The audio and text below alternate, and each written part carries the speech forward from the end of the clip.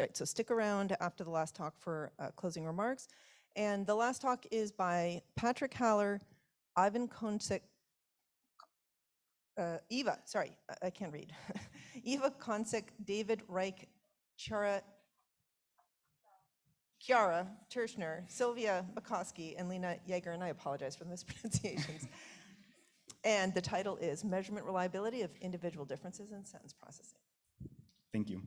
So the title of this very last talk, of this very last session is, as was just said, Measurement Reliability of Individual Differences in Sentence Processing.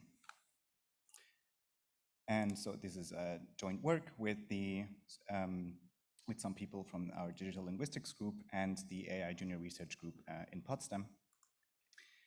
And after a brief introduction on what has been done on individual differences in sentence processing, I will explain the reliability paradox and why it is relevant in this context.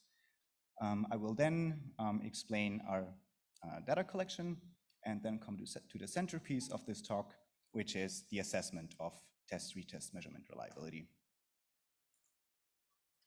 Right, so theories of human sentence processing generally assume that the cognitive mechanisms involved in language processing are qualitatively identical across speakers. And as a consequence, individual differences are usually treated as random noise. And statistically, we control for this random noise by fitting linear mixed models and include random intercept and slopes. However, this view has been challenged by an increasing body of evidence demonstrating that differences in cognitive capacity actually do affect the way humans process language. Here are some examples. For instance, it has been shown that working memory capacity interacts with locality and anti-locality effects and similarity-based interference. And along the same lines, cognitive control has been shown to interact with the processing of garden path sentences.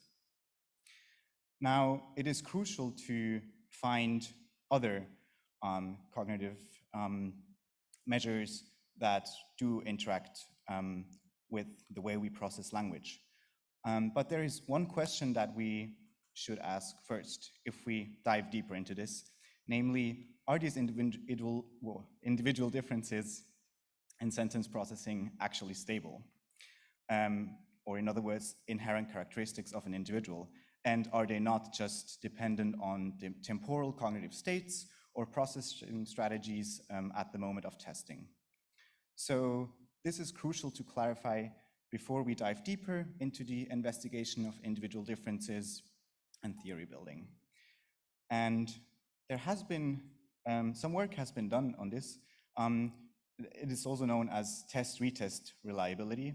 And Cunnings and Fujita conducted a self-paced reading study on garden path effects. And they used so-called split-half correlations, where they measured the effect sizes, of the individual effect sizes in the first half of the experiment and correlated them with the effect size of the second half of the experiment. And what they found is that individual differences were only stable in overall reading speed and comprehension accuracy, and that individual differences in garden path effects were not test-retest reliable. And so this is great. What has not been done is an assessment of test-retest reliability across multiple sessions. So if we test the same subject multiple times. And also what has not been done is taking into account other sources of variance between the sessions, such as motivation, fatigue, etc. Now, let me briefly clarify some terminology. So reliability comes in two notions. In experimental psycholinguistics, usually it refers to reliability at the group level. So an effect is considered reliable at the group level if it replicates across studies. However, in correlational psychology and individual differences research, it refers to the test-retest measurement reliability. So this is reliability at the individual level. Let's say you conduct a test where a participant scores a certain score. Does that participant show a similar score in the second testing?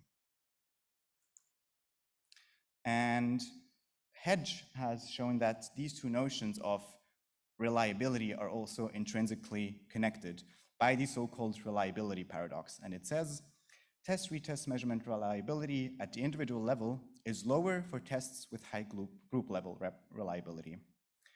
And why is that? So for a group level effect to be reliable, you need low between subject variance. So, why is that not working? Well, okay, so if you decrease the variance term, for example, in the formula for the t-test, your confidence interval will become smaller, your t-value will go up. By contrast, if you leave anything else equal, if you decrease the subject variance, you will get a lower test-retest correlation estimates, and this is due to the relative contribution of the true variance and the error variance. So if the true variance becomes smaller than the error variance, you end up with less reliable individual effects and lower correlation coefficients. Right, what is the implication for psycholinguistics? Well-established psycholinguistic effects might actually not be, or might not necessarily be, test-retest measurement reliable at the individual level, precisely because most of them are reliable at the group level. So, for example, if John shows a particularly strong sensitivity to a guardian path effect on one day, he might well show a below average sensitivity to the same manipulation if retested on another day. So what we need to do is we need to find out what effects are the ones that reliably characterize an individual sentence processing behavior, and it might even turn out that manipulations that differentiate well in individuals don't yield replicable effects at the group level. So we therefore asked 3 research questions, the first being the assessment of test-retest measurement reliability of different psycholinguistics effects, such as surprisal, word length, word frequency, locality and anti-locality effects. And what we asked is, does a participant's sensitivity to a psycholinguistic manipulation in one experimental session correlate with their sensitivity to this manipulation when retested on another day? And then B, similar to that, we wanted to assess cross-methodological test-retest measurement reliability. So does a participant's sensitivity to a manipulation measured with eye tracking correlate with sensitivity to the same manipulation with self-paced reading? And third, we wanted to assess to what extent differences in cognitive capacities coincide with more stable individual level psycholinguistics effects. Right, and for that, we are currently collecting a multi-session reading corpus.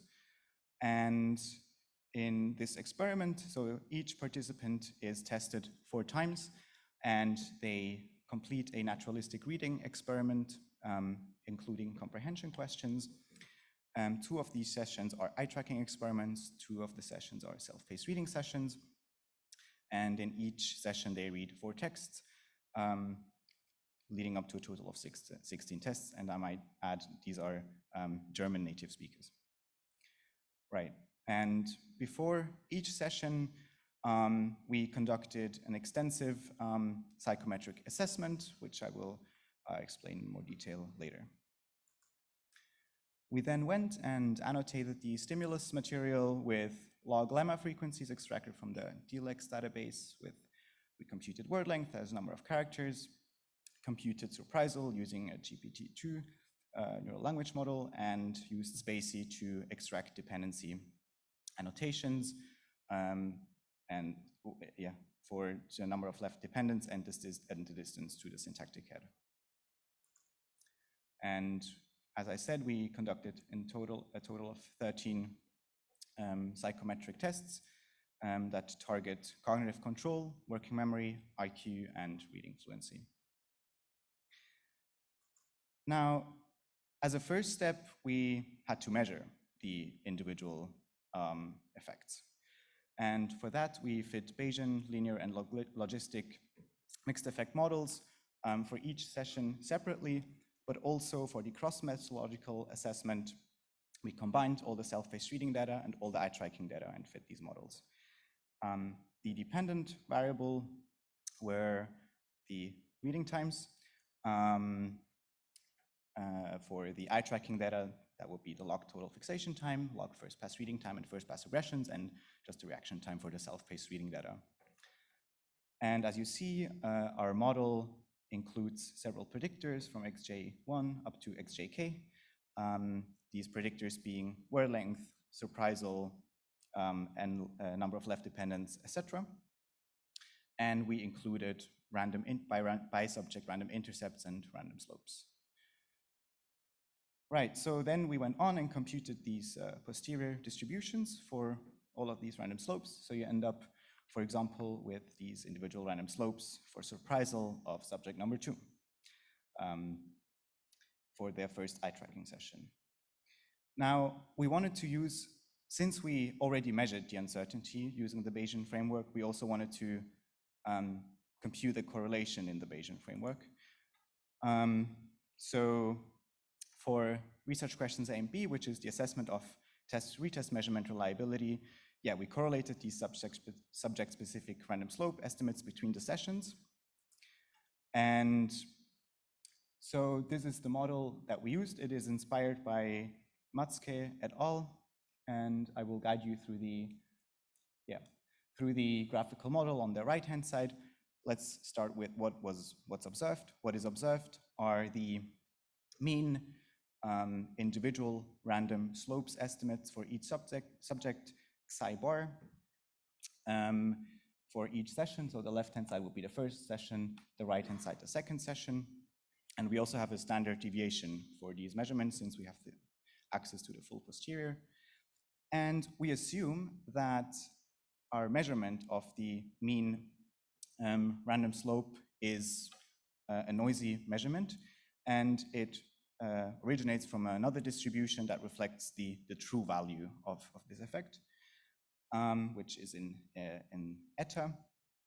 And again, in turn, we assume that the value of this true random effect is from an underlying group distribution that is distributed according to a multivariate normal distribution with unknown means mu xi 1 and mu xi 2, and unknown covariance matrix sigma. And in this sigma, we have the correlation coefficient, which is what we are interested in this case. So we went and computed all the correlation coefficients between all the sessions. And first, I will show you the results of the temporal test-retest measurement reliability in eye tracking. So on the x-axis, you see the different psycholinguistic effects under investigation: dependency distance, number of left dependent surprisal, lexical frequency, and word length. And what you see is that the word length, individual word length effect is very stable across the two sessions. In particular, for the first passed reading time and the total fixation time variable, measure. And for all the other effects, the reliability is much lower.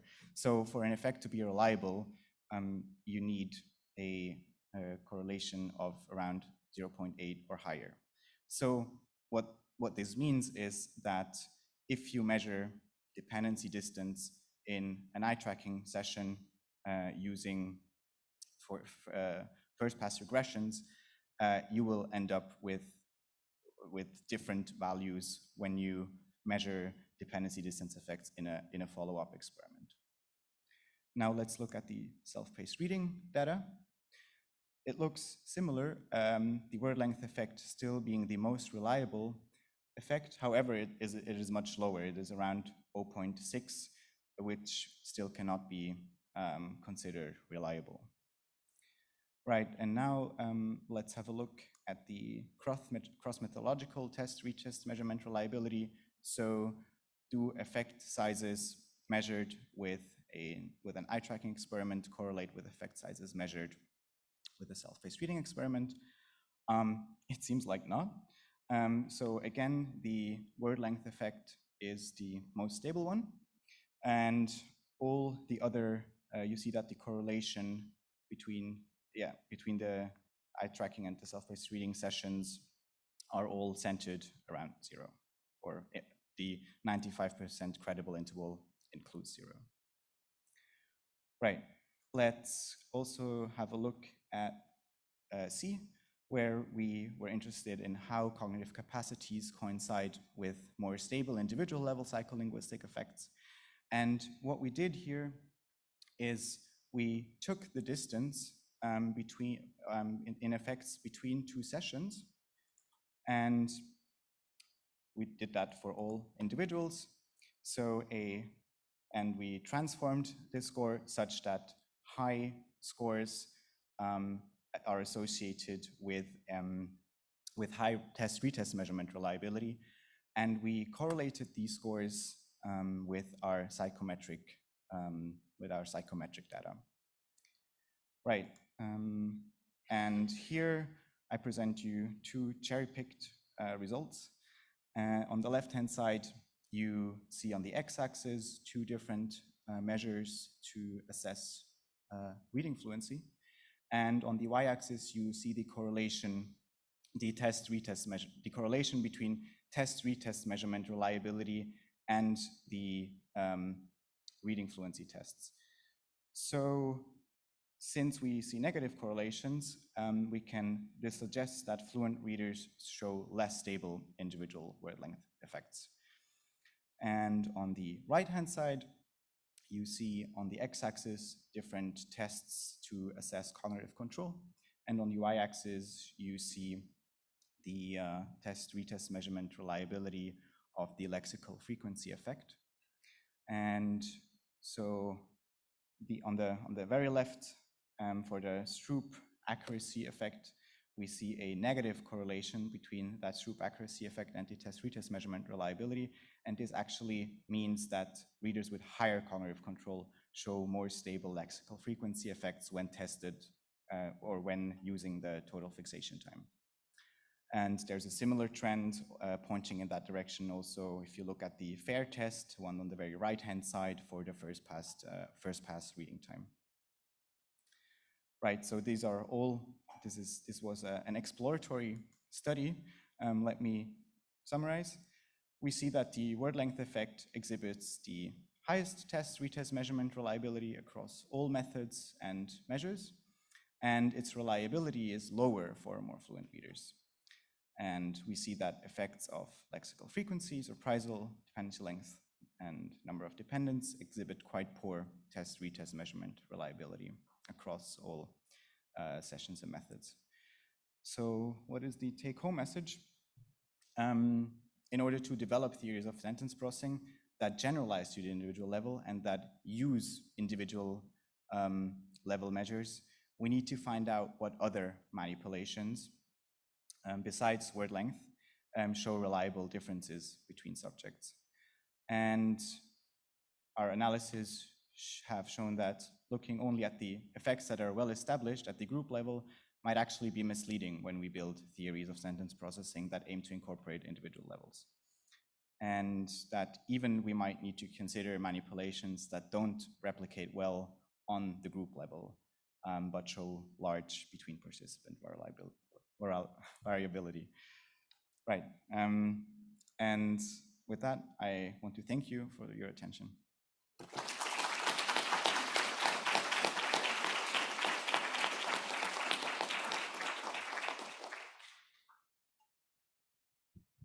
All right, thank you very much. We have time for questions, and I see people beginning to line up already. Go ahead. Hello, thank you for that talk. That was very interesting. And I think it's a good thing to point out these issues about individual differences. I have a few methodological questions that maybe I can ask you later, because it's the same issue in psychology, right? Test, retest, reliability is going to include learning effects. So you are replicating the same issue that we have in any psychological theory, and any psychological field. But I think I'm gonna just take an issue with the more general claim that you're making, that we need to take into account individual differences to build theories. And this is even within psychology, that's not the case, because when you ignore individual variability, you do hypothesis testing, you do an experiment, you can still test your hypothesis and build a theory, regardless of individual differences. It's only when you want to account for individual differences, I have a theory of individual differences, that then you need to care about individual differences, right? I mean, do you agree with that? Yes, if you consider your theory to be qualitative, or if you assume qualitative differences between speakers, right? Right, but that's what I'm saying. So only individual differences matter when you want to account for individual differences. If you want to test whether, I don't know, nouns and verbs take longer to read, one category of words takes longer to read than the other category, you don't need to care about individual differences. You just do an experiment and find out that they take longer across the group, and that study is going to replicate in a new group of participants when you test them. But if we do see that there are cognitive capacities that do affect the way people process different things, don't we have to include? No, I agree with you. If you want to include working memory or cognitive control, then yes, you have to enter in the maze of individual differences, which is a huge problem, still today within psychology. Yeah. Thank you. Hi, Valentina Pescuma, Humboldt University. Great talk and great work. I wanted to ask you a question about one of the last slides you showed about word length effects. Yeah, this one. So the left side plot. Yeah. So the fluent readers show less stable individual word length effects. I was wondering if you had any idea, if you had speculated a bit about this. Could it be that word length is simply too much of a surface effect, let's say, and then so there's other factors that kind of play a role in that sense? Or, I mean, it's true that it's the most stable across your models, right? So it's the only one that, so just if you could elaborate a bit on that, if you had any idea.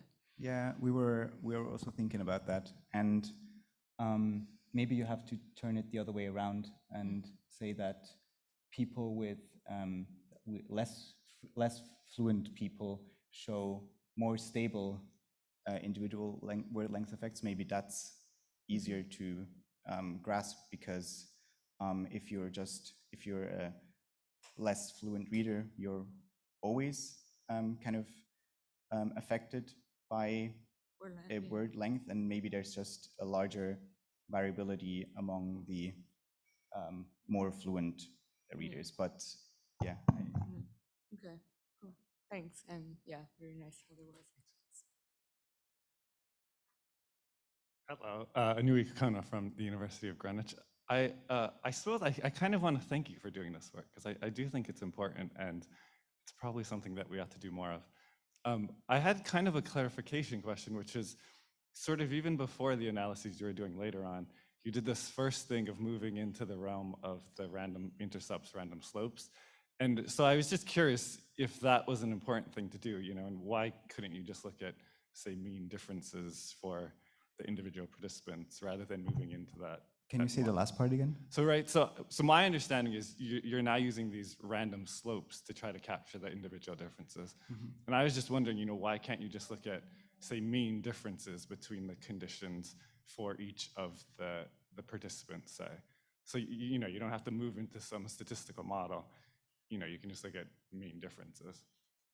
And I guess the question then is, would it be different if you just did that simpler thing of, in this condition, your reaction time was this, in the other condition it was that, and what's the subtraction of the two of them? Do you need that moving into the random slope model? which I think you did in that kind of first step. But then how would you, I don't understand how you then would include the different psycholinguistics effect, because then you would need a condition for, you would need another experiment design, I think. You would need a minimal pair design where you have different effects, I don't know, where you just test for different, one word length a bin versus another word length bin, if you want to compare that. But this is a naturalistic reading corpus. Yes, okay, I missed that part. This is the last talk of the day. Yeah, so I guess, so you're right. But I guess, so basically if you had a simpler design where it was like factorial and you just had the two conditions, then you could do that kind of a thing. Yeah. I sort of just, I do, it does seem like, right, you're doing modeling on top of the modeling. And I do worry about that kind of, complexity. So I guess then, the cool thing would be to, I guess do the simpler experiment where you just have two conditions. And I wonder if these things come out in that same way. That is what we are also planning on doing. You kind of, you can't really control for a lot in a naturalistic reading experiment. But so this was more exploratory to even see, do we find test-retest reliable effects in the first place? And I also do believe that some results are because, in fact, a naturalistic reading experiment cannot elicitate, for example, enough anti-locality structures or locality structures in order to find them. Then, Cool. Thank you. Hi, Josh Hartzman from Boston College. So also with the caveat that this is the last talk of the day, I was trying to think through something and I'm too tired, so I'm hoping you already know the answer, which is I was thinking through what are the implications of estimating your effects from a mixed model and then using those estimated effects. And I think probably what that does is going to squeeze in outliers, right? Because you have a assumed normal distribution for the random effects. And so some of the people whose individual effects are further from the mean are probably going to get estimated as being closer in. Does that seem right? Wouldn't that be absorbed in the random intercept already? I mean, I guess it depends on the distribution of the actual individual measured effects. Yes. Right, because again, because it's Bayesian, there's going to be some movement back toward regression to the prior. Yeah. Right. And that usually we think that's good, right? Because you have a prior belief for a reason, right? It's like, I don't know, I think that that measured effect is too big, right? I want to move things back towards the prior. But if what you're trying to do is look at individual differences and reliability, I wonder if I can imagine either direction, right? That being good, it's basically like removing some extraneous noise because those were true outliers, or it could be actually removing some of the effect that you were actually trying to look for, which was differences across individuals. Mm-hmm. It may also depend on just how strong the prior is in the model that you're doing. Yeah, we used weakly informed priors. Mm-hmm. So you mean for the random slopes, for the right? Random for the bisecting random slopes. Yeah, I mean the assumption is that they're distributed normally around 0. Yeah, but how big of a standard deviation on that normal distribution? I think it was 0, 1. But I mean, I absolutely agree with you, and also the last person that brought this up. We would have to do some more rigorous, we have to rigorously look at what the model actually does, and we would also have to make a model comparison. Yeah, I mean, you can probably do just some simulations on this and just see what would happen under various, it may be that it's, the effect would be so small that you don't care. Yeah. Right. Oops, no. Okay, thanks. Good suggestion, thank you.